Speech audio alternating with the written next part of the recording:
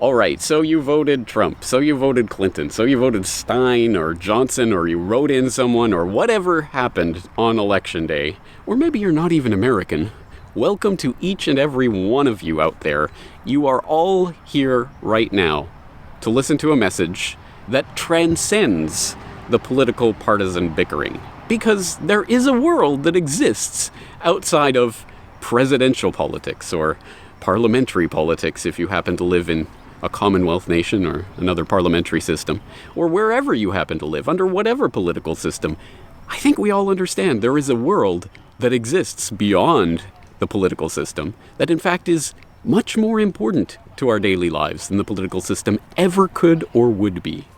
That system that already exists, that is not ruled over by anyone, is the anarchical concept of relations between individual free human beings, making choices to associate or disassociate, choices to buy this product or buy the other product or not buy any product at all, the choices of how to live, the choices of who to live with, where to live, what you want to do with your life. Those are not choices that are handed to you from on high. They are choices that you have an active part in contributing to the creation of. Now, on that note, I want you to reflect for a moment that there is an anti-establishment revolution going on. And yes, maybe one of the symptoms of that is what we saw with Brexit, for example, or what we saw with the election of Trump. There is something taking place that is seen as a sea change in politics, but it's not about politics. There is an anti-establishment mood in the air that is already happening.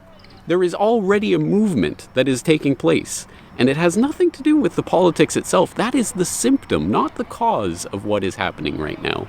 What is happening right now is the radical decentralization of everything. And that decentralization renders the political system itself moot.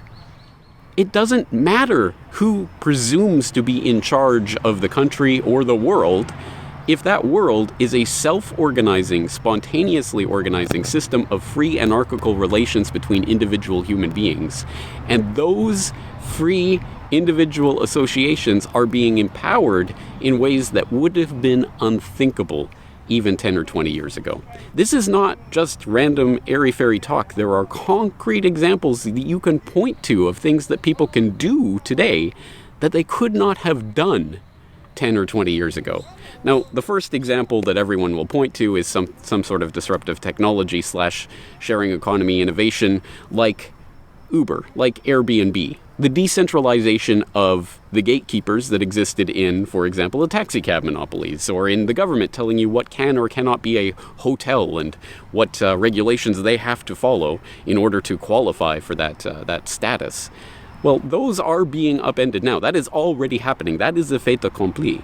And the only question is, in what form will that proceed? And again, that depends on whether you decide to use Uber or Airbnb or one of their bajillion different competitors that, again, already exist. And that is taking place in all aspects of the economy. Those are the most obvious examples and the ones that everyone have heard of. But that type of peer-to-peer economy, the sharing economy, is happening now, and it is bringing people together in ways that transcend not just the political system, but the corporate industrial system that has been the defining way of life since the Industrial Revolution.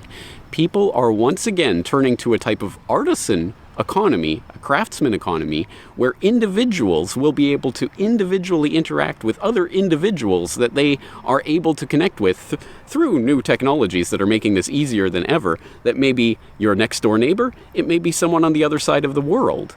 That is a revolution. It is happening now. It is being accelerated by things like 3D printing, which are going to change the face of manufacturing as we know it.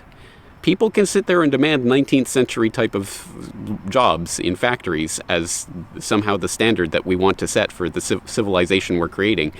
That is yesterday's news. We are already creating a different world. The only question is, are you going to get in on the ground floor, or are you going to wait for someone to come along and hand that opportunity to you? So that's one way that the world is being decentralized. But what if you are interacting with someone on the other side of the world? I mean, of course, if you're transacting with someone that you don't have physical, geographical proximity to, then you're going to have to be exchanging through the banking system one way or another. Even if you go through PayPal, of course, that's all through the banking system, and that all relies on government approval on lots of different levels, and they want 18 forms of paperwork and ID and all of that. So one way or another, the system's going to get you, right? Unless, if only there was a way to transact with someone instantaneously online with no banking middlemen whatsoever. Oh, there already is. Blockchain technologies have already spawned dozens, hundreds of different variants of ways that not only can be done, but is being done right now, even as we speak. Billions of dollars in exchanges are taking place through trustless, non-third-party systems, peer-to-peer networking systems that create direct connection between people without need for banking middlemen. Now, think about all of the different ramifications for that. Of course, we can have peer-to-peer lending. We can decentralize the financial economy in ways that are unthinkable today, will be very thinkable within a few short years. The revolution is already taking place. It's only a question of whether you're a part of it or not.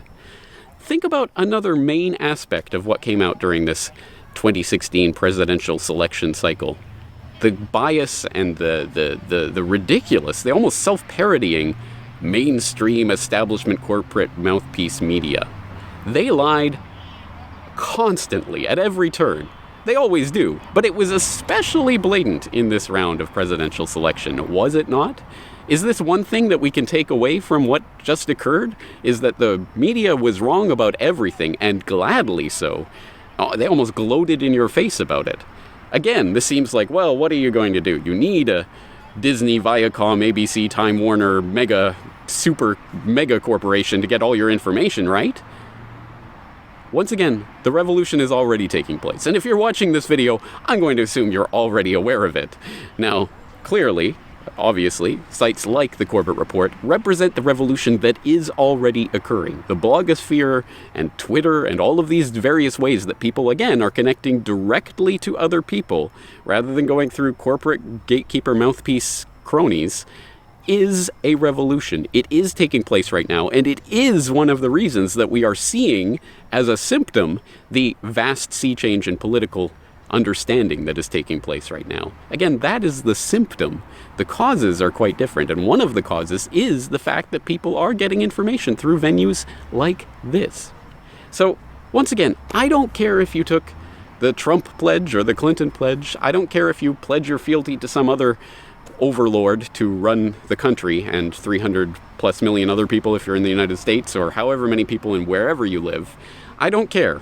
I mean, go for it and do that if you want. But the real revolution has nothing to do with the political system that they hand you as the only possible thing that you can be doing for the next 4 years is waiting for your next chance to make another tick in a box. No. The revolution is already taking place. The only question is, are you participating in it? Now, again, I'm going to leave a bunch of things in the show notes that you can use to start exploring the different ways that this revolution is already taking place and what you can do about it. And I'm just going to leave it there for you. I'm not going to tell you how to apply this to your own life, or even if you should. That's obviously something that you have to come to yourself.